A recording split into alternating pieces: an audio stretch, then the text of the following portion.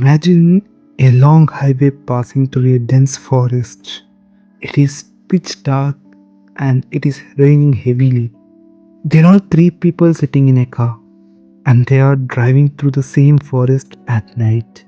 Suddenly, their car hits a tree and all three of them are badly injured. They couldn't able to move at all. Now vehicles started passing them one by one. A truck passes and a car passes. Nobody stops. This goes on for 4.5 hours. Now, here is the thing that makes this story different from any other accident story. One of those three people is a doctor. He had spent his whole life saving other people's life. But that night, he is the one lying on the road and nobody is stopping for him. What he decided to do after that night is the reason why lakhs of Indians are alive today. It is August 1999 and he was driving back home with his wife and a close friend. It was late at night and the road was completely empty. Then suddenly, the car had to hit a tree and everything just stopped. All three of them were stuck inside with the broken bones. They were on a completely deserted stretch of long road with no one around. Truck passed them and a jeep even slows down but then drives away. More vehicles kept coming and going. Completely silence. This goes on for 4.5 hours. Finally, someone stops at dawn, but there is no ambulance nearby. So, all three of them get loaded into back of a cargo truck. Every single bump on that road made their broken bones much more worse. They finally reached a hospital and they had survived. But lying in that hospital bed, the person could not stop thinking about one thing. Because he's a doctor, so he knows what exactly those 4.5 hours are meant to be.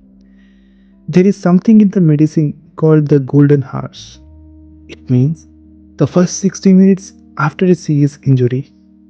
If someone gets proper help in that 1 hour, then their chances of surviving go up by more than 50%. That night, the same window came to him and it went for 4 times over and nobody came. Once he got better, he started digging into this. He wanted to know if what happened to him was just bad luck or if this was happening everywhere. What he found was really hard to read. Nearly 150,000 people were dying on Indian roads every single year. This is more than 400 people every single day. And most of them were not dying because the accident itself was unsurvivable. They were dying because of what happened in the hours after the accident.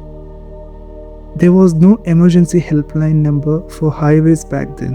When an accident happened, the local police stations would fight over which area it fell under. And meanwhile, someone is just lying there, bleeding on the road.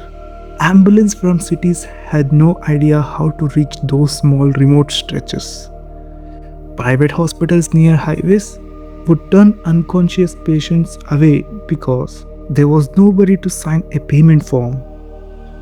There was simply no system in place, nothing at all. So he thought about all of this for a while. Then he did something that most people in his position would never think of doing. He quit his hospital job and left behind his salary and everything he had built over the years. He decided he was going to fix this position on his own. It is 2002 now and he has no government support and he has very little amount of money. It is just him and his wife and one highway to begin with. They chose a 263-kilometer stretch of road and started mapping every single thing on it. Now here is the part that I think really it is very smart. He did not try to buy new ambulances or build new hospitals. He knew that would take years and crores of rupees that he did not have. So, instead, he found every crane operator working on that road. He tracked down every small hospital, blood bank, and police post along the way. He found every person who had a vehicle and was willing to help. Then, he connected all of them into one single phone network. So, if an accident happened anywhere on that stretch, you make one call and the nearest available person gets sent there right away. He also started going into the villages next to the highway and teaching school children basic first aid because his logic was very simple. The first person to reach a crash site is never a doctor. It is always whoever happens to be standing nearby. So, just teach them what to do. In the first 3 years, that one small network saved 1,258 people with the life-threatening injuries. Every single rescue was completely free. Not even a single rupee was charged to any victim. His rule was that if you are hurt on the side of a road, you should not have to worry about money, not even for 1 second. The man who did all of this, who survived that crash, walked away from his entire career and then spent the next 20 years fixing a problem that the whole country had just accepted as normal. His name is Dr. Subroto Das, and what he built is called Lifeline Foundation. His model, which he built with zero government money, became the blueprint for India's 108 ambulance system. Today, that system runs across every state in the country. His foundation grew to cover 1,325 kilometers of national highways across multiple states. The total number of people his network has saved is over 3 lakh.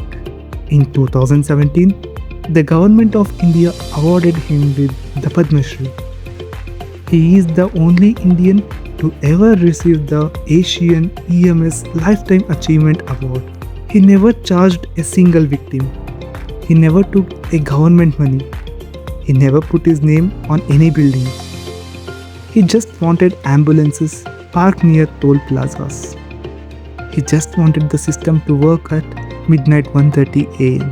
and in the rain when everyone else is driving past. Next time, when you are on a road trip and you see an emergency number painted on a highway barrier, that is him. He took the worst night of his life and turned it into something that is still saving people right now. If this story stayed with you, then share it with just one person today. Subscribe, because every week we find the people that most of India never got to hear about. Thank you.